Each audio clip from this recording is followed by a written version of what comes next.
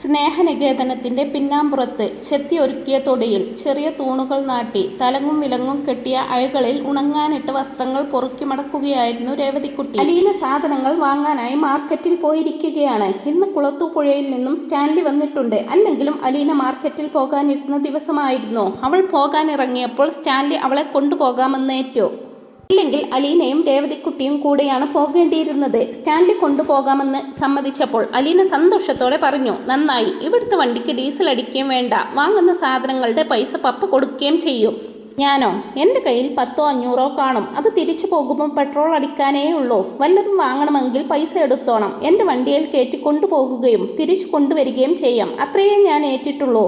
Stanley ഗൗരവത്തിൽ പറഞ്ഞത് കേട്ട് രേവതിക്കുട്ടിയെ കണ്ണടച്ച് കാണിച്ചു അലീന. രേവതിക്കുട്ടിക്കും അറിയാം അങ്ങനെയൊക്കെ പറയുമെങ്കിലും ഷോപ്പിംഗ് കഴിയുമ്പോൾ ലഫ്റ്റനന്റ് കേണൽ മകൾക്ക് വേണ്ടി കീശ കാലിയാക്കുമെന്ന്. ആകാശത്ത് മഴ പെയ്യാനുള്ള ലക്ഷണങ്ങളുണ്ടായിരുന്നു. അതിനാൽ തിടുക്കത്തിലാണ് രേവതിക്കുട്ടി വസ്ത്രങ്ങൾ പൊറുക്കി മടക്കിക്കൊണ്ടിരുന്നത്. സ്നേഹനികേതനത്തിലെ അന്തേവാസികളുടെ ഉടുതുണികളാണ് അവ. രേവതിക്കുട്ടി അതെല്ലാം മടക്കി തീരാറായപ്പോഴേക്കും സിന്ധു പിന്നാമ്പുറത്തേക്ക് ഓടി വന്നു. ഒരാൾ കാണാൻ വന്നിട്ടുണ്ട്. ആരെ കാണാൻ? അതൊന്നും പറഞ്ഞില്ല. ചോദിക്കണ്ടേ കൊച്ചേ? സിന്ധു കാട്ടാക്കടക്കാരിയാണ്. സാമ്പത്തിക പരാധീനത നിമിത്തം ഒരു കുടുംബം മുഴുവൻ ആത്മഹത്യ ചെയ്തപ്പോൾ അതിൽ നിന്ന് കഷ്ടിച്ച് രക്ഷപ്പെട്ടവളാണ് സിന്ധു.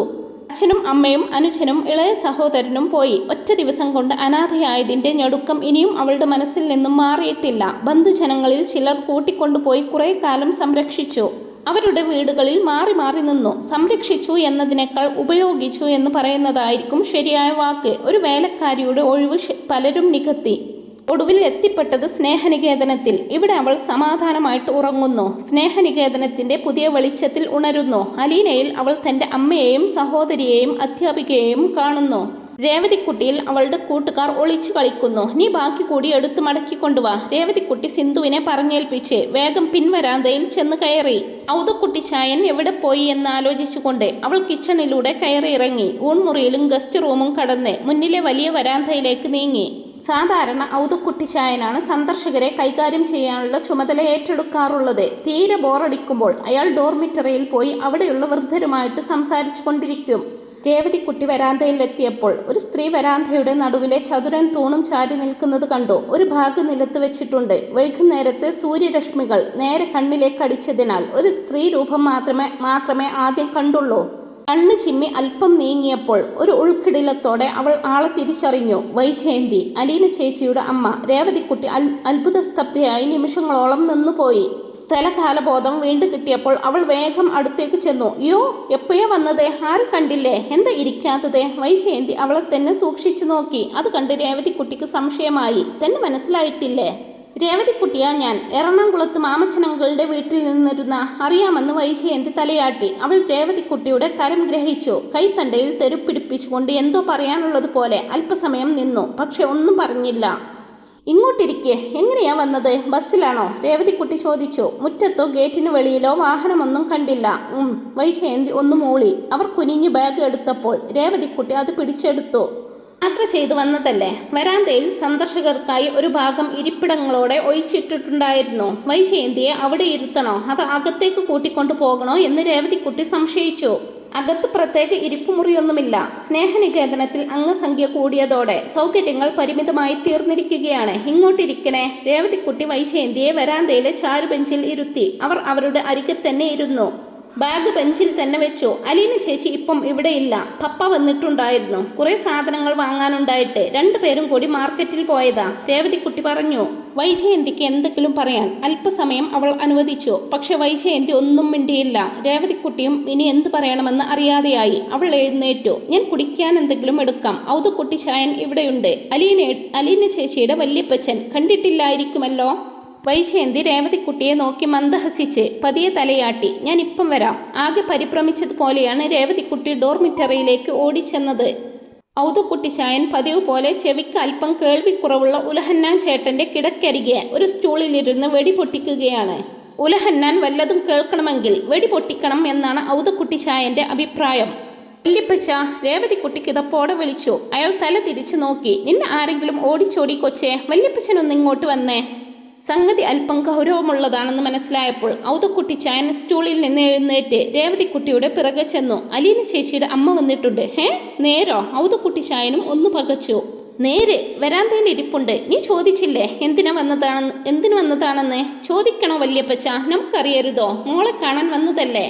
കൃത്യം അവൾ ഇല്ലാത്ത നേരത്ത് തന്നെ. എപ്പോഴാണോ വന്നത്? ബെല്ലടിച്ചതൊന്നും കേട്ടില്ലല്ലോ. ആരും അറിഞ്ഞില്ലെന്നേ. കറണ്ട് ഉണ്ടോ ബെല്ലടിക്കുന്നത് കേൾക്കാൻ? ഉച്ചയ്ക്ക് കട്ടായതല്ലേ. ഏതായാലും അവൾ വന്ന് കണ്ടിട്ടല്ലേ പോകത്തുള്ളൂ. നീ ഇങ്ങോട്ട് വിളിച്ചോണ്ട് വാ. വല്യപ്പച്ചനും കൂടി വാ. ഔതക്കുട്ടി ചായനും കൂടി വരാന്തയിലേക്ക് ചെന്നു. അയാളെ കണ്ടതും വൈജയന്തി എഴുന്നേറ്റു. ലീന ചേച്ചിയുടെ വല്യപ്പച്ചനാ. രേവതിക്കുട്ടി പരിചയപ്പെടുത്തി. വൈജയന്തി വൃദ്ധന്റെ നേർക്ക് കൈകൂപ്പി. ഔതക്കുട്ടി ചായനും ഒന്ന് ശിരസ് നമിച്ചു. നിങ്ങൾ തമ്മിൽ ആദ്യം കാണുവല്ലേ? രേവതിക്കുട്ടി ചോദിച്ചു. വൈജയന്തി ഔതക്കുട്ടി ചായനെ ഒന്ന് നോക്കിയിട്ട് അതേ എന്നർത്ഥത്തിൽ തലയാട്ടി. മുൻപ് കണ്ടിട്ടില്ലെങ്കിൽ കൂടി ഔതക്കുട്ടി ചായന് പെട്ടെന്ന് തിരിച്ചറിയാൻ കഴിയുമായിരുന്നു. ബബിതയുടെ ഒരു മുതിർന്ന പതിപ്പ്. ബബിത കുളത്തൂപ്പുഴയിൽ താമസിച്ചപ്പോൾ ഔതക്കുട്ടി ചായനുമായിട്ട് നല്ല ഇണക്കത്തിലായിരുന്നു. അയാൾ സങ്കല്പിച്ചിരുന്നത് പോലെ വൈജയന്തി വലിയ ദേഷ്യക്കാരിയോ അഹങ്കാരിയോ ആണെന്ന് തോന്നിയില്ല. ശാന്തമായിട്ടുള്ള മുഖം, ശാന്തമായിട്ടുള്ള കണ്ണുകൾ. പ്രായം എത്രയായാലും ഉള്ളതിനേക്കാൾ കുറച്ചേ തോന്നിക്കുന്നുള്ളൂ. തൻ്റെ മകൻ്റെ ഭാര്യയായിട്ട് വരേണ്ടിയിരുന്ന പെണ്ണായിരുന്നല്ലോ ഇവൾ എന്ന് ഔതക്കുട്ടി ചായൻ അല്പം വല്ലായ്മയോടെ ഓർത്തു. താൻ മനസ്സ് വെച്ചിരുന്നുവെങ്കിൽ ഇവർ ഒരുമിച്ച് ജീവിച്ചേനെ. ഇവളുടെ അച്ഛനും അമ്മാവനും ആങ്ങളമാരും താനും കൂടി ചേർന്ന് നടത്തിയ ഗൂഢാലോചനയിലാണ് ഇവളുടെ ജീവിതം പരാജയപ്പെട്ടത്. ഇവൾ പ്രസവിച്ച മകൾ ഒരു അനാഥയായിട്ട് ദീർഘകാലം ജീവിക്കേണ്ടി വന്നത്, തൻ്റെ മകൻ്റെ ജീവിതം ദുരിതപൂർണമായതും മാതാപിതാക്കൾ ദുരഭിമാനത്തിൻ്റെയും ജാതിമതങ്ങളുടെയും ഈടിന്മേൽ നടത്തുന്ന ക്രൂരമായ ചില ഒത്തുകളികളിൽ മക്കളുടെ ജീവിതത്തെ പരാജയത്തിൻ്റെ പടുകുഴിയിലേക്ക് തള്ളുന്നതിൻ്റെ ഉദാഹരണങ്ങൾ തൻ്റെ മുന്നിൽ ആൾ രൂപങ്ങളായി നിൽക്കുന്നത് ഇന്ന് ഔതക്കുട്ടി ചായൻ തിരിച്ചറിയുന്നു. ഒരു പക്ഷേ താൻ അന്ന് ലാലിച്ചനോട് ഇവളുമായിട്ടുള്ള വിവാഹത്തിന് സമ്മതം മൂളിയിരുന്നെങ്കിൽ ഇവരുടെ ജീവിതം എത്രയധികം സന്തോഷപ്രദമായേനെ എന്ന് അയാൾ കുറ്റബോധത്തോടെ ഓർത്തു. ഇവിടെ ഇരിക്കേണ്ട, ഇങ്ങകത്തേക്ക് കയറിപ്പോരെ. സൗകര്യങ്ങളൊക്കെ കുറവാണെന്നേയുള്ളൂ. ഔതക്കുട്ടി ചായൻ മനസ്സിൽ യാതൊരുവിധ കാലുഷ്യവുമില്ലാതെ വൈജയന്തിയെ ക്ഷണിച്ചു. വൈജയന്തി ഔതക്കുട്ടി ചായൻ്റെ പിന്നാലെ അകത്തേക്ക് നടന്നു. ബാഗ് എടുത്തുകൊണ്ട് രേവതിക്കുട്ടിയും പിന്നാലെ ചെന്നു. ഇതും ഒരു വീടാ, ഔതക്കുട്ടി ചായൻ പറഞ്ഞു. ഒരു വലിയ കുടുംബം. ഇന്ന് തന്നെ തിരിച്ചു പോകുന്നുണ്ടോ? ഇല്ലല്ലോ. ഇല്ലെന്നോ ഉണ്ടെന്നോ വൈജയന്തി മറുപടി പറഞ്ഞില്ല. ഓഫീസ് മുറിയിലാണ് വൈജയന്തിയെ കൊണ്ടുചെന്നത്. അവിടെ ഒരു മേശയും 2 കസേരയും കട്ടിലും അലമാരയും കിടപ്പുണ്ടായിരുന്നു. 2 വർഷം മുമ്പ് ബ്രിജിത്താമ്മ കിടക്കാനായും ഓഫീസ് കാര്യങ്ങൾക്കായും ആ മുറിയാണ് ഉപയോഗിച്ചിരുന്നത്. ഇപ്പോൾ അത് അതിഥി മുറിയായും കൂടി ഉപയോഗിക്കപ്പെടുന്നു. ഔതക്കുട്ടി ചായൻ അവിടെയാണ് കിടക്കാറുള്ളത്. അങ്ങോട്ടിരുന്നോ? ഔതക്കുട്ടി ചായൻ കസേര ചൂണ്ടിക്കാട്ടി. അയാൾ കട്ടിലിൽ ഇരുന്നു. അമ്മ ഇരിക്കെ. രേവതിക്കുട്ടി വൈജയന്തിയുടെ തോളത്ത് പിടിച്ച് പതിയെ കസേരയിലേക്ക് ഇരുത്തി. ചുമരിൽ ചില്ലിട്ട് വെച്ചിരുന്ന വലിയ പോർട്രേറ്റിലേക്ക് വൈജയന്തി നോക്കുന്നത് കണ്ട് രേവതിക്കുട്ടി പറഞ്ഞു, അതാണ് ഞങ്ങളുടെ ബ്രിജിത്ത മമ്മി. വൈജയന്തി കണ്ണിമ അനക്കാതെ നോക്കിക്കൊണ്ടിരുന്നു. ബ്രിജിത്ത മമ്മി പറഞ്ഞു കേട്ടിട്ടുണ്ട്, അലീന ചേച്ചിയുടെ മമ്മിയുടെ കയ്യിൽ കിട്ടുമ്പോൾ ദേ ഇത്രയുള്ളായിരുന്നുവെന്ന്. ഒരു പക്ഷിക്കുഞ്ഞിനെ കൈവെള്ളയിൽ ഒതുക്കി പിടിക്കുമ്പോഴുള്ള ആംഗ്യത്തോടെ രേവതിക്കുട്ടി പറഞ്ഞു. വൈജയന്തിയുടെ മുഖം വികാരാധീനമായി. യോ, ഞാൻ കുടിക്കാനെടുത്തില്ലല്ലോ. രേവതിക്കുട്ടി കിച്ചണിലേക്ക് ഓടി. ചായക്ക് വെള്ളം അടുപ്പത്ത് വെച്ചതിന് ശേഷം രേവതിക്കുട്ടി തിടുക്കത്തിൽ മൊബൈൽ ഫോൺ എടുത്ത് അലീനയുടെ നമ്പർ ഡയൽ ചെയ്തു. പല വ്യഞ്ജനങ്ങളുടെ ഹോൾസെയിൽ കടയിൽ നിൽക്കുകയായിരുന്നു സ്റ്റാൻലിയും അലീനയും. ലിസ്റ്റ് നോക്കി അവൾ ഓരോ സാധനങ്ങൾ തൂക്കിയെടുപ്പിക്കുന്നുണ്ട്. സ്റ്റാൻലി സ്വീറ്റ്സും ബിസ്ക്കറ്റും മറ്റും അടുക്കിയ അലമാരകൾക്കിടയിലൂടെ ഒരു ബാസ്ക്കറ്റും കയ്യിൽ തൂക്കി പിടിച്ച് നടക്കുന്നുണ്ട്. മൊബൈൽ ഫോണിൽ കോൾ വന്നപ്പോൾ അലീന ഹാൻഡ് ബാഗ് തുറന്നു നോക്കി. രേവതിക്കുട്ടിയാണ്. ഞങ്ങളിപ്പം കടയിൽ നിൽക്കുക മോളെ, ഇപ്പം വരും. രേവതിക്കുട്ടി ഇങ്ങോട്ട് എന്തെങ്കിലും പറയുന്നതിന് മുമ്പേ അലീന സംസാരിച്ചു തുടങ്ങി. അലീന ചേച്ചി, വാങ്ങിയതൊക്കെ മതി, ഇങ്ങ് വാ. എന്താടി? പാലായിന്ന് ഒരാൾ അന്വേഷിച്ചു വന്നിട്ടുണ്ട്. ഒരു ഷോക്കേറ്റതുപോലെ അലീനയുടെ ഉടലിലൊരു വിറയൽ പടർന്നു. ആരാ മോളെ? ആരായിരിക്കും മോളെ? ടെൻഷൻ അടുപ്പിക്കല്ലേ, പറയേ. അലീന ചേച്ചിയുടെ അമ്മ, സാക്ഷാൽ വൈജയന്തി.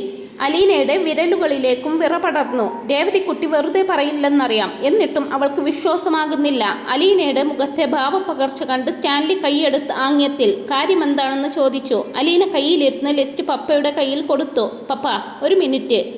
കടയ്ക്ക് പുറത്തിറങ്ങി നിൽക്കാൻ നിർവാഹമില്ലായിരുന്നു. അതിനാൽ അവൾ ആളൊഴിഞ്ഞ് ഒരു കോണിലേക്ക് മാറി. എപ്പോഴാ മോളെ വന്നത്? അലീനയുടെ ഒച്ചയിടറി. കുറച്ചു നേരമേ ആയുള്ളൂ. ഓഫീസ് റൂമിൽ ഇരുത്തിയിരിക്കുകയാ. ഔതക്കുട്ടി ചായനുണ്ട് കൂട്ടിന്. അമ്മ വല്ലതും സംസാരിച്ചോ? ഇല്ല. ചോദിക്കുന്നതിന് മാത്രം മറുപടി പറഞ്ഞു. എന്നെ അന്വേഷിച്ചോ മോളെ? ഇല്ല. ഞാൻ അങ്ങോട്ട് പറഞ്ഞു മാർക്കറ്റിൽ പോയിരിക്കുകയാണെന്ന്. ചേച്ചിയുടെ സ്വരം എന്താ വല്ലാതായത്? എൻ്റെ സ്വരത്തിനെന്താ? ഒന്നുമില്ലല്ലോ. ഒരു വൈബ്രേഷൻ. ടെൻഷനായി അല്ലേ? ടെൻഷനൊന്നുമില്ല. എനിക്കറിയാം. അമ്മയെ ഫേസ് ചെയ്യുന്നതോർക്കുമ്പം. അമ്മ അമ്മ ഒറ്റയ്ക്കാണോ വന്നത്? കൂടെ ആരെയും കണ്ടില്ല, ബസ്സിനാ വന്നതെന്ന് പറഞ്ഞു. ഞാനൊരു കാര്യം പറയട്ടെ ചേച്ചി, ഞാൻ മുൻപ് കണ്ടിട്ടുള്ള വൈജയന്തി അല്ലാട്ടോ. കഴുത്തിലും കയ്യിലും ഒന്നുമില്ല. നമ്മൾ ആ ആശ്രമത്തിൽ പോയപ്പോൾ അവിടുത്തെ യോഗിനി ഉടുത്തിരിക്കുന്ന ഒരു മാതിരി വെള്ള സാരിയാ വേഷം. അമ്മയുടെ മുഖത്ത് സന്തോഷമാണോ സങ്കടമാണോടി? ഒരു തരം ശാന്തതയാ അലീന ചേച്ചി. എന്നാലും നമുക്ക് തോന്നും എന്തോ അടക്കി പിടിച്ചിട്ടുണ്ടല്ലോന്ന്. അമ്മ ഇന്ന് തിരിച്ചു പോണുണ്ടോ? വല്ലതും പറഞ്ഞോ? ഇല്ല, ഒന്നും പറഞ്ഞില്ല. ഒരു ബാഗ് കൊണ്ടുവന്നിട്ടുണ്ട്. ശരി, ഞാൻ അങ്ങോട്ട് വന്നോളാം. നീ എന്തെങ്കിലും കൊടുത്തോ അമ്മയ്ക്ക്? ചായ ഇടുക ചേച്ചി. ശരി. അലീന ഫോൺ വെച്ചു.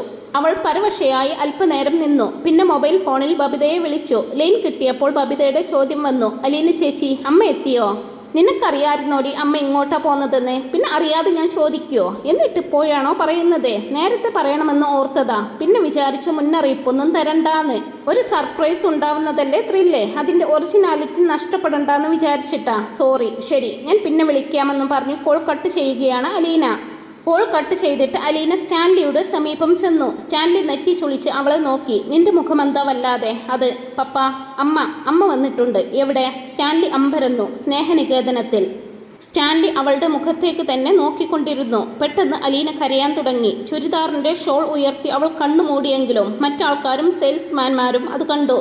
സ്റ്റാൻലി ഒരു നിമിഷം വല്ലാതായി. അയാൾ അടുത്തേക്ക് നീങ്ങി. അവളുടെ തോളത്ത് തട്ടി ആശ്വസിപ്പിക്കാൻ ശ്രമിച്ചു. അവൾക്ക് കരച്ചിൽ ഒളിപ്പിക്കാൻ മറ്റൊരു സ്ഥലവും ഉണ്ടായിരുന്നില്ല. സ്റ്റാൻലിയുടെ നെഞ്ചിലേക്ക് നെറ്റിമുട്ടിച്ചു നിന്ന് ഏങ്ങലടിച്ചു. സ്റ്റാൻലി ഇടത് കൈത്തലം കൊണ്ട് അവളുടെ പുറത്ത് തട്ടിക്കൊണ്ടിരുന്നു. മറ്റാളുകൾ ശ്രദ്ധിക്കുന്നത് കണ്ട് അയാൾ സെയിൽസ്മാനോട് പറഞ്ഞു, ഒന്നുമില്ല, ഒരു ഫോൺ കോൾ. ഭയങ്കര സെൻസിറ്റീവാ ആള്, ഒരു കാര്യവുമില്ല. സ്റ്റാൻലി കഴിയുന്നത്ര ലാഘവത്തോടെ ചിരിക്കാൻ ശ്രമിച്ചു. ആളുകൾ അമ്പരപ്പ് വിട്ട് ചെറുചിരിയോടെ അവരവരുടെ കാര്യങ്ങളിലേക്ക് തിരിഞ്ഞു. അലീന പെട്ടെന്ന് തന്നെ ആത്മസംയമനം വീണ്ടെടുത്തു. നിവർന്ന് കണ്ണും കവളും തുടച്ചു. Sorry papa. It's okay. സാധനങ്ങളൊക്കെ എടുത്തു തീർന്നോന്ന് നോക്ക്, സ്റ്റാൻലി ഗൗരവത്തിൽ പറഞ്ഞു. അലീന ലിസ്റ്റ് വാങ്ങി നോക്കി. സെയിൽസ്മാനോട് എല്ലാം എടുത്തോ എന്ന് ചോദിച്ചു. ലിസ്റ്റിനനുസരിച്ചുള്ളത് എടുത്തിട്ടുണ്ടായിരുന്നു. 10 മിനിറ്റിനുള്ളിൽ ബില്ല് തീർത്ത് അവർ ഇറങ്ങി. സാധനങ്ങളെല്ലാം കടയിലെ ജോലിക്കാർ ജീപ്പിൽ കയറ്റിക്കൊടുത്തു. ജീപ്പ് ഓടിക്കുന്നതിനിടെ സ്റ്റാൻലി അലീനയെ ശ്രദ്ധിച്ചു. വിദൂരമായ ഒരു ബിന്ദുവിൽ നോട്ടം ഉറപ്പിച്ച മട്ടിലാണ് അവളുടെ ഇരിപ്പ്. അവൾ ഈ ലോകത്തൊന്നും അല്ലെന്ന് അയാൾക്ക് തോന്നി. രേവതിക്കുട്ടിയും ഔദക്കുട്ടിച്ചായനും ചേർന്ന് സ്നേഹനികേതനം കാട്ടിക്കൊടുക്കുകയായിരുന്നു വൈജയന്തിക്ക്. പുറമേ കാണുന്നത് പോലെ അത്ര ശാന്തമല്ല അകത്തളങ്ങൾ എന്ന് വൈജയന്തിക്ക് മനസ്സിലായി. രോഗികളായ വൃദ്ധരുണ്ട്, പരാതിക്കാരുണ്ട്, വിശപ്പ് തീരാത്തവരുണ്ട്, മക്കളാരെങ്കിലും കൂട്ടിക്കൊണ്ടു പോകാൻ വന്നിട്ടുണ്ടോ എന്ന് കാതോർത്തിരിക്കുന്നവരുണ്ട്. അവരങ്ങനെ ഓരോരുത്തരെയായി പരിചയപ്പെട്ട് നടക്കുന്നതിനിടയിൽ വെളിയിൽ ജീപ്പിന്റെ ഇരമ്പം കേട്ടു. അലീന ചേച്ചി വന്നു. അത് അലീന ചേച്ചിയുടെ പപ്പാടെ ജീപ്പാ, രേവതിക്കുട്ടി ഉത്സാഹത്തോടെ പറഞ്ഞു. നെഞ്ചിലൂടെ ഒരു കൊള്ളിമീൻ പാഞ്ഞതുപോലെ തോന്നി വൈജയന്തിക്ക്. ഹൃദയത്തിന്റെ ചക്രവാളത്തിൽ ഒരു കടുംതുടി മുഴങ്ങുന്നു. സാധനങ്ങൾ ഇറക്കാനായി ജംഗ്ഷനിൽ നിന്ന് 2 ചുമട്ടു തൊഴിലാളികൾ ജീപ്പിന്റെ പിന്നിൽ കയറിയിട്ടുണ്ടായിരുന്നു. അവരോട് സാധനങ്ങൾ ഇറക്കി വെക്കാൻ നിർദ്ദേശിച്ചിട്ട് അലീന അകത്തേക്ക് കയറി. ഡോർമിറ്ററിയുടെ വാതിൽ കടന്നപ്പോൾ അവൾ കണ്ടു, നിരനിരയായി ഇട്ടിരിക്കുന്ന കട്ടിലുകൾക്കിടയിൽ രേവതിക്കുട്ടിയോടും ഔദക്കുട്ടിച്ചായനോടുമൊപ്പം വൈജയന്തി. ആരോ പിടിച്ചു നിർത്തിയതുപോലെ അലീന അവിടെ തന്നെ നിന്നുപോയി. വൈജയന്തിയും അലീനയെ കണ്ടു കഴിഞ്ഞിരുന്നു.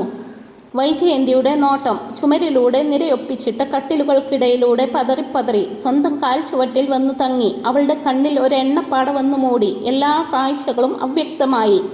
പെട്ടെന്നുണ്ടായ സ്തംഭനാവസ്ഥ മനസ്സിലാക്കി ഔദക്കുട്ടിച്ചായൻ പറഞ്ഞു, സാധനങ്ങൾ ഇറക്കാൻ ആളില്ലായിരിക്കും, ഞാൻ അങ്ങോട്ട് ചെല്ലട്ടെ. അയാൾ അലീന നിൽക്കുന്നിടത്തേക്ക് നടന്നു. അപ്പോഴേക്കും സ്റ്റാൻലിയും അലീനയുടെ സമീപത്തേക്ക് എത്തി. അതുവരെ ഉണ്ടായിരുന്ന മുറുക്കം ഒന്നഴിഞ്ഞു. രേവതിക്കുട്ടി വൈജയന്തിയെ നോക്കി. ആ മുഖത്തെ ഭാവം മറച്ചു വെക്കാനാകാത്ത വിധം പ്രകടമായിരുന്നു. ഇവിടെ കറണ്ടില്ലേ? സ്റ്റാൻലി രേവതിക്കുട്ടിയോടായിട്ട് ചോദിച്ചു. ഇല്ല, ഇതുവരെ വന്നില്ല. സന്ധ്യയാകാൻ പോകുന്നല്ലോ. ഇതിനിടയിൽ ചുമട്ടു തൊഴിലാളികൾ അലീനയെ വിളിച്ചു. അവൾ മുൻവരാന്തയിലേക്ക് തിരികെ പോയി. അവർ സാധനങ്ങളെല്ലാം ഇറക്കി വരാന്തയിൽ വെച്ചിട്ടുണ്ടായിരുന്നു. സ്റ്റാൻലിയും ഔദക്കുട്ടിച്ചായനും അവളുടെ പിന്നാലെ വരാന്തയിലേക്ക് വന്നു. ഈ വരാന്തയിൽ വെച്ചാൽ മതിയോ? സ്റ്റോറിലേക്ക് എടുത്തു വെക്കണോ? ചുമട്ടു തൊഴിലാളികളിൽ ഒരാൾ ചോദിച്ചു. വേണം, അലീന പറഞ്ഞു. അവർ ചാക്കുകെട്ടുകളും മറ്റു പ്ലാസ്റ്റിക് പാക്കറ്റുകളും സൂക്ഷ്മതയോടെ എടുത്ത് അകത്തേക്ക് കൊണ്ടുപോയി. അലീന അതെല്ലാം എവിടെ വെക്കണമെന്ന് പറയാൻ വേണ്ടി അവരോടൊപ്പം ചെന്നു. വൈജയന്തി സാവധാനം മുൻവരാന്തയിലേക്ക് എത്തി. അവിടെ സ്റ്റാൻലിയും ഔദക്കുട്ടിച്ചായനും നിൽപ്പുണ്ടായിരുന്നു. എന്നാൽ ഞങ്ങളങ്ങ് പോയിക്കോട്ടെ, ചുമട്ടുകാരിൽ ഒരാൾ അകത്തേക്ക് നോക്കി ചോദിച്ചു. അത് അലീനയോടായിരുന്നു. പോകല്ലേ, പൈസ തന്നില്ലല്ലോ, ദാ വരുന്നു. അവൾ ഹാൻഡ് ബാഗുമായി വന്നപ്പോഴേക്കും ചുമട്ടുകാർ ഇറങ്ങിക്കഴിഞ്ഞിരുന്നു. ദാ പൈസ വാങ്ങിച്ചോണ്ട് പോ. അലീന വരാന്തയിൽ നിന്നും വിളിച്ചു പറഞ്ഞു. അത് ഞങ്ങൾ പിന്നെ വാങ്ങിച്ചോളാം. മഴത്തുള്ളി വീഴാതെ തലയ്ക്കുമീതെ കൈപ്പടം വിടർത്തി പിടിച്ച് ഓടുന്നതിനിടയിൽ ഒരാൾ തിരിഞ്ഞു നോക്കി വിളിച്ചു പറഞ്ഞു. ഇത്തവണയും അവർ പൈസ വാങ്ങിയില്ല. അലീന സ്റ്റാൻലിയോട് ആവലാതിപ്പെട്ടു. ഇതും കൂടി ചേർത്ത് അവർ വേറെ എവിടെ നിന്നെങ്കിലും വാങ്ങിച്ചോളും. സ്റ്റാൻലി ചെറുചിരിയോടെ പറഞ്ഞു. എന്നാലും പണിയെടുത്തിട്ട് പൈസ വാങ്ങാതെ പോകുന്നത് സങ്കട. അലീന പറഞ്ഞു. അവർക്ക് നിന്നെ ഇങ്ങനെയല്ലേ സഹായിക്കാൻ പറ്റൂ. മഴ ശക്തിയാർജിച്ചു തുടങ്ങി. പകൽ വെളിച്ചം തീരെ മങ്ങി. ഇന്ന് കറണ്ട് വരുന്ന ലക്ഷണമില്ല. ഔതുക്കുട്ടി ചായൻ പിറുപുറത്തുകൊണ്ട് അകത്തേക്ക് പോയി. രേവതിക്കുട്ടി മുറികളിലും ഡോർമിറ്ററിയിലും ഷെഡിലുമെല്ലാം മെഴുകുതിരി കൊളുത്തിവെച്ചു കൊണ്ടിരുന്നു. സിന്ധു അവളെ സഹായിക്കാനെത്തി. സ്റ്റാൻലിയുടെ ചീപ്പ് മുറ്റത്ത് കിടന്ന് നനഞ്ഞു. വൈജയന്തി വരാന്തയുടെ തൂണും ചാരി മഴ പെയ്യുന്നതും നോക്കി നിന്നു. സ്റ്റാൻലി അസ്വസ്ഥനായിരുന്നു. വൈജയന്തിയെ വീണ്ടും അഭിമുഖീകരിക്കേണ്ടി വരുന്നതിൻ്റെ സംഘർഷം ഹൃദയത്തിൽ അലയടിക്കുന്നുണ്ട്. മിണ്ടാതെ നിൽക്കുന്നത് തീരെ ശരിയല്ലെന്ന് അയാൾക്ക് തോന്നി. പക്ഷെ എന്ത് ചോദിച്ചാലും എന്ത് പറഞ്ഞാലും അതെല്ലാം അർത്ഥമില്ലാത്ത ഭംഗി വാക്കായിരിക്കുമെന്ന് അയാൾക്ക് തോന്നി. പക്ഷെ ആരെങ്കിലും അവളോട് സംസാരിച്ചേ പറ്റൂ. അയാൾ മുഖം തിരിച്ചു വൈജയന്തിയെ നോക്കി. അപ്പോൾ തന്നെ വൈജയന്തിയും നോക്കി. എപ്പോഴാ പാലായിന്ന് പോന്നത്? സ്റ്റാൻലി ഒരു തുടക്കമിട്ടു. ഉച്ചയ്ക്ക്. വൈജയന്തി പറഞ്ഞു. എന്തെങ്കിലും കഴിച്ചിട്ടാണോ പോന്നത്? ഇവിടെ സ്നാക്സ് എന്തൊക്കെയോ വാങ്ങിച്ചിട്ടുണ്ട്. ചായയും കാണും. ചായ കുടിച്ചു. രേവതിക്കുട്ടി തന്നു. ഇനി എന്താ സംസാരിക്കേണ്ടത്? സ്റ്റാൻലി ആലോചിച്ചു. സുഖമാണോ എന്ന് ചോദിക്കണോ? വേണ്ട. ഒരർത്ഥവുമില്ലാത്ത ചോദ്യം. പിന്നെ സ്റ്റാൻലി വെറുതെ പറഞ്ഞു. മഴ ഉണ്ടാകുമെന്ന് ഞാൻ ഒട്ടും വിചാരിച്ചില്ല. ഞാനും ഓർത്തില്ല. വൈജയന്തി പറഞ്ഞു. ഈ സ്ഥലം കൊള്ളാം അല്ലേ? ഞാൻ ആദ്യം കാണുമ്പോൾ ഇതെല്ലാം കാട് പിടിച്ച് കിടക്കുകയാ. അവൾക്ക് പിന്നെ ഈ സ്ഥലം തന്നെ വേണമെന്ന് നിർബന്ധം. ഇവിടമല്ലേ അവൾ വളർന്നത്. വെറും ഒരു പരിചയക്കാരിയോട് പറയുന്നത്ര ലാഘവത്തോടെയാണ് പറഞ്ഞതെങ്കിലും വൈജയന്തിയുടെ ഒരു നോട്ടത്തിൻ്റെ ആഴം അയാളെ സ്തബ്ധനാക്കി. അലീനയെ പ്രസവിച്ച സ്ത്രീയാണ് മുന്നിൽ നിൽക്കുന്നത്. തന്നിൽ നിന്നാണ് അവളെ ഗർഭം ധരിച്ചത്. ഈ സ്ത്രീയും താനും തമ്മിൽ ഒരു കാലത്ത് മനസ്സുരുകി പ്രണയിച്ചിട്ടുണ്ട്. താൽക്കാലികമായിരുന്നുവെങ്കിലും ഒരു ഉടമ്പടി രജിസ്റ്റർ ചെയ്ത് ഭാര്യ ഭർത്താക്കന്മാരെ പോലെ ജീവിച്ചിട്ടുണ്ട്. അവളുടെ മടിയിൽ തലവെച്ച് കിടന്ന് അവളുടെ തലോടലേറ്റ് ഭാവി ജീവിതത്തെപ്പറ്റി വളരെ നീണ്ട ചർച്ചകളിൽ ഏർപ്പെട്ടിട്ടുണ്ട്. ഇവളെ കൺകുളിർക്കെ ഒന്ന് കാണാൻ വേണ്ടി ആഗ്രയിലെ സെന്റ് ക്ലെയർ സ്കൂളിൻ്റെ പരിസരത്ത് അനേകം തവണ താൻ കാത്തു നിന്നിട്ടുണ്ട്. അന്ന് ഇവൾക്ക് ചുറ്റുമായിരുന്നു തൻ്റെ ഭൂമിയും സ്വപ്നങ്ങളും ജീവിതവും ഭ്രമണം ചെയ്തുകൊണ്ടിരുന്നത്. ഇനി ഒരിക്കലും തിരിച്ചു വരാത്ത ആ കാലഘട്ടത്തെക്കുറിച്ചുള്ള സ്നേഹസ്മരണകൾ അയാളുടെ മനസ്സിൽ നഷ്ടബോധവും നൊമ്പരവും നിറച്ചു. വിഷാദത്തോടെ അയാൾ വൈജയന്തിയെ നോക്കി. അവളുടെ ഏറ്റവും വലിയ ആഗ്രഹമായിരുന്നു അവളെ നിന്റെ മുന്നിൽ കൊണ്ടുവന്ന് നിർത്തിക്കൊണ്ട് അവൾ നിന്റെ മോളാണെന്ന് ഞാൻ പറയണമെന്ന്. അതും സാധിച്ചില്ല. ഇനി അതിൻ്റെ ആവശ്യവുമില്ലല്ലോ. സ്റ്റാൻലി വികാരനിർഭരനായി പറഞ്ഞു. വൈജയന്തിയുടെ മുഖത്ത് വേദനയുടെ ഒരു നിഴൽ അയാൾ കണ്ടു. ലാലിച്ചൻ ക്ഷമിക്കണം. അറിയാതെയാണെങ്കിൽ പോലും ഞാനും ഒരു തെറ്റ് ചെയ്തിട്ടുണ്ട്. 25 വർഷക്കാലം ഞാൻ ലാലിച്ചനെ തെറ്റിദ്ധരിച്ചു, വെറുത്തു. കല്യാണം നടത്താൻ അമ്മയുടെയെങ്കിലും സമ്മതം വാങ്ങി വരാമെന്ന് പറഞ്ഞു പോയ ആൾ വേറെ കല്യാണം കഴിച്ചു എന്നൊക്കെ കേൾക്കുമ്പോൾ വൈജയന്തിയുടെ ശബ്ദം ഇടറുന്നുണ്ടായിരുന്നു. അതിൻ്റെ നനവും വിറയലും സ്റ്റാൻലിയുടെ ഹൃദയത്തിലേക്ക് തരിച്ചു കയറി. ഞാനും അങ്ങനെ തന്നെയായിരുന്നു, സ്റ്റാൻലി പറഞ്ഞു. മനസ്സിൽ തോന്നിയ ദേഷ്യവും പകയും പറഞ്ഞാൽ തീരാത്തത്ര ഉണ്ടായിരുന്നു. ഇനി അങ്ങോട്ടും ഇങ്ങോട്ടും ക്ഷമ ചോദിക്കുന്നതിൽ എന്തർത്ഥം? ആരെയും പഴിക്കുന്നതിൽ അർത്ഥമില്ല. നമ്മുടെ വിധി ഇതായിരുന്നു. ഇപ്പോൾ നമുക്ക് സന്തോഷിക്കാൻ കഴിയണം. നമുക്ക് അവളെ തിരിച്ചു കിട്ടിയല്ലോ. ഞാൻ ആഗ്രഹിച്ച മകളെ, നീ എനിക്ക് തരാൻ കൊതിച്ച മകളെ. വൈജയന്തി പതിയെ ശിരസ്സനക്കി. കണ്ണുകളിൽ ഊറിവന്ന നീർത്തുള്ളികളെ തുളുമ്പാൻ അനുവദിക്കാതെ അവൾ ആകാശത്തെ മഴയിലേക്ക് മുഖമുയർത്തിപ്പിടിച്ചു. അലീന എപ്പോഴോ വാതിൽക്കലെത്തിയപ്പോൾ പപ്പയും അമ്മയും സംസാരിക്കുന്നത് കണ്ടു. അവർണ്ണനീയമായ ഒരു ആനന്ദവും ഒപ്പം നൊമ്പരവും അവളുടെ ഹൃദയത്തിലൊരു വേലിയേറ്റമുണ്ടാക്കി. 2 നിമിഷം ഇമയനക്കാതെ അങ്ങനെ തന്നെ നോക്കി നിന്നിട്ട് അവൾ പിന്മാറി. പിന്നീട് രേവതിക്കുട്ടി കാണുമ്പോൾ അലീന പിൻവരാന്തയിലെ ഭിത്തിയിൽ ചാരി ഇരുട്ടിൻ്റെ മറവിൽ നിന്ന് നിശബ്ദം കരയുകയാണ്. എന്തിനാ അലീന ചേച്ചി കരയണേ? രേവതിക്കുട്ടി പരിഭ്രമിച്ചു.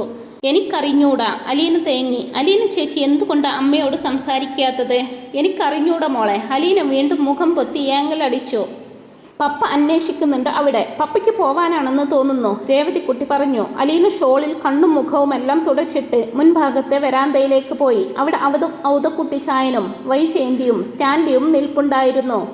ഇനിയും വൈകിയാൽ ഞാൻ അങ്ങ് ചെല്ലുമ്പോഴേക്കും പാതിരാത്രിയാകും, സ്റ്റാൻലി പറഞ്ഞു. പപ്പ ഒറ്റയ്ക്ക് പോകണ്ട. ഇന്ന് രാത്രി പോകണ്ടെന്ന് വെച്ചാലോ? അലീന ചോദിച്ചു. ഏയ്, അത് ശരിയാവില്ല. പപ്പയ്ക്ക് ബൈജുവിനെ കൂടി കൊണ്ടുവരാമായിരുന്നു, അലീന പറഞ്ഞു. ഇത്രയും വൈകുമെന്ന് ഞാനും കരുതിയില്ല.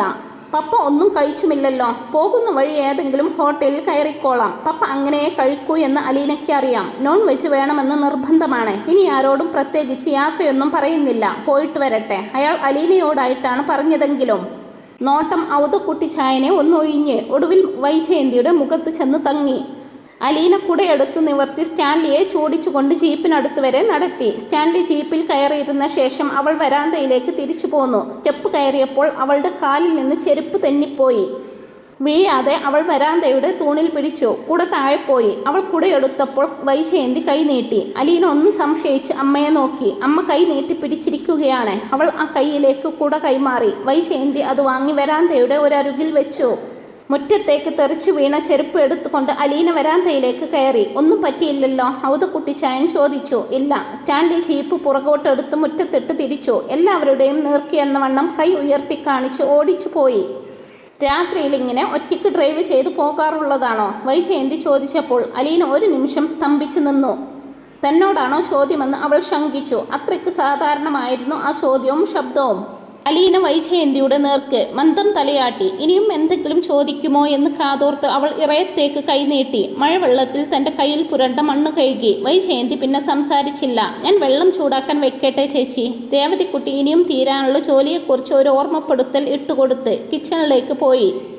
രേവതിക്കുട്ടി സിന്ധുവിനെയും അവിടുത്തെ അന്തേവാസിയായ മറ്റൊരു സ്ത്രീയെയും വിളിച്ച് ഭക്ഷണം വിളമ്പാൻ നിർദ്ദേശിച്ചു. അലീന രോഗികളെ പരിചരിക്കുന്നത് നോക്കിക്കൊണ്ട് വൈജയന്തി ഡോർമിറ്ററിയുടെ വാതിലിനരികെ ചെന്നു നിന്നു.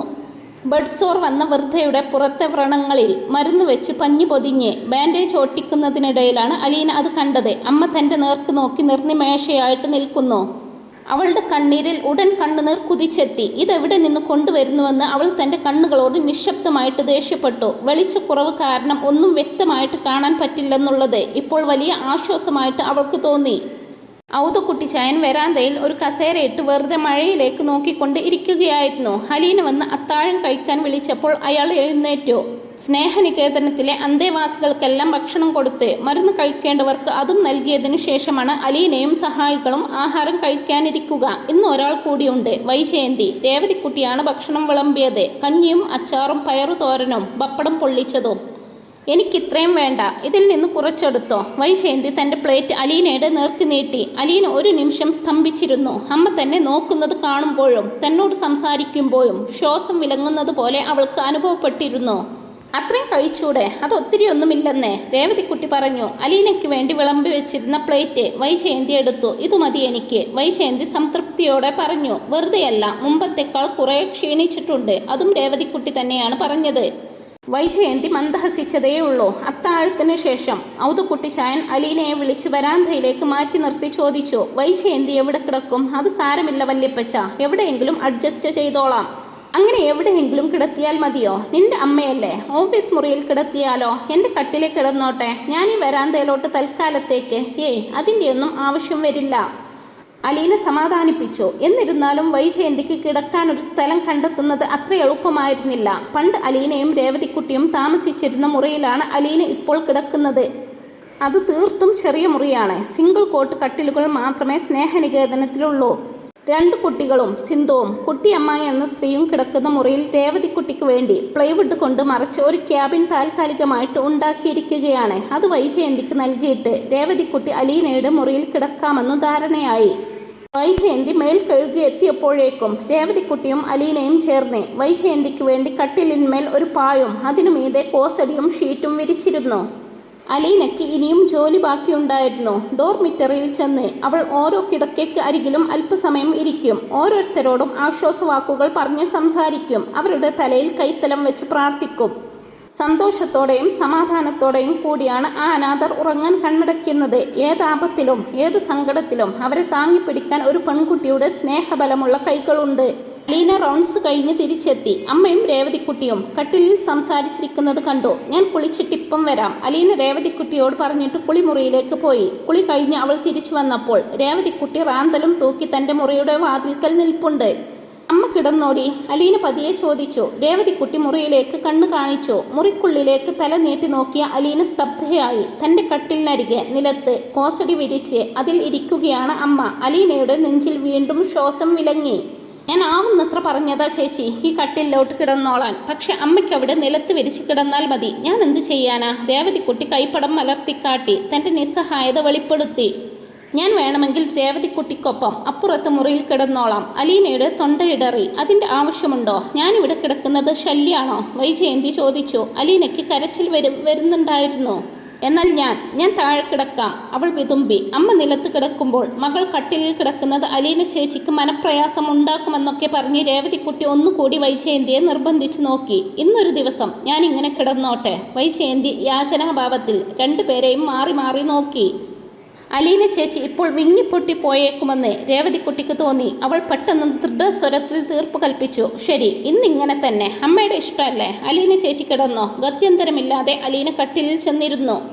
അലീന ചേച്ചി ഇങ്ങനെ കാലും തൂക്കിയിരുന്നാൽ അമ്മ എങ്ങനെ കിടക്കുന്നേ? രേവതിക്കുട്ടി ശാസനാസ്വരത്തിൽ ചോദിച്ചു. അലീന പെട്ടെന്ന് കാലുകൾ കൂടി കട്ടിലിലേക്ക് കയറ്റി വെച്ചു. പ്രാർത്ഥിച്ചിട്ട് കിടന്നോ? ഈ വിളക്ക് ഇവിടെ വെക്കണോ?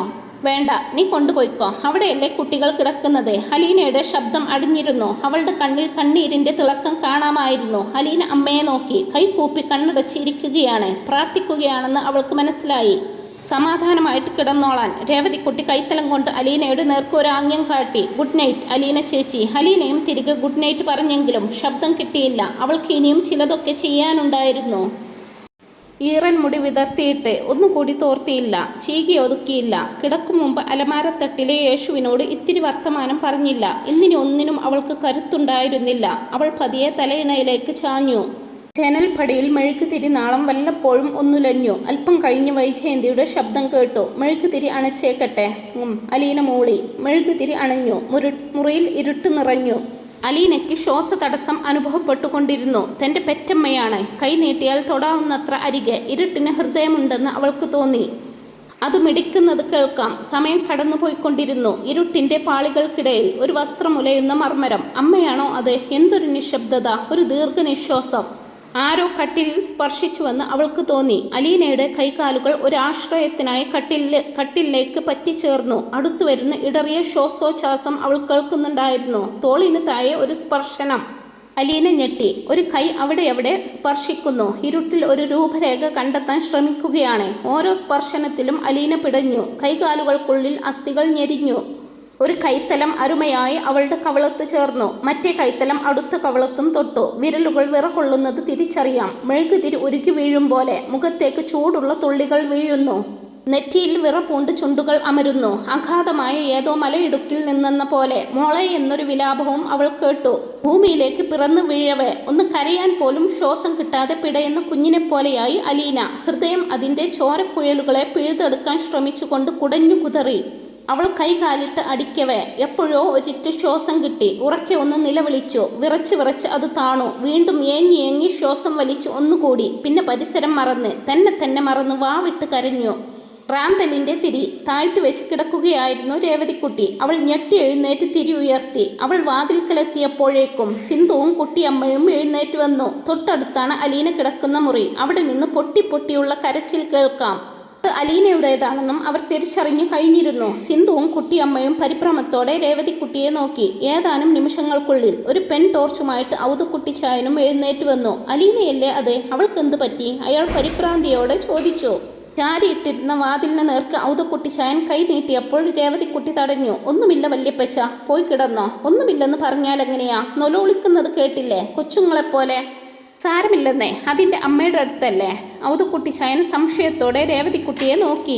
രേവതിക്കുട്ടിയുടെ മെഴികളും തുളുമ്പി തുടങ്ങിയിരുന്നു. അവൾക്കറിയാം ഹൃദയം പറഞ്ഞു പോരും വിധമുള്ള ഈ കരച്ചിലിൻ്റെ അർത്ഥമെന്താണെന്ന്.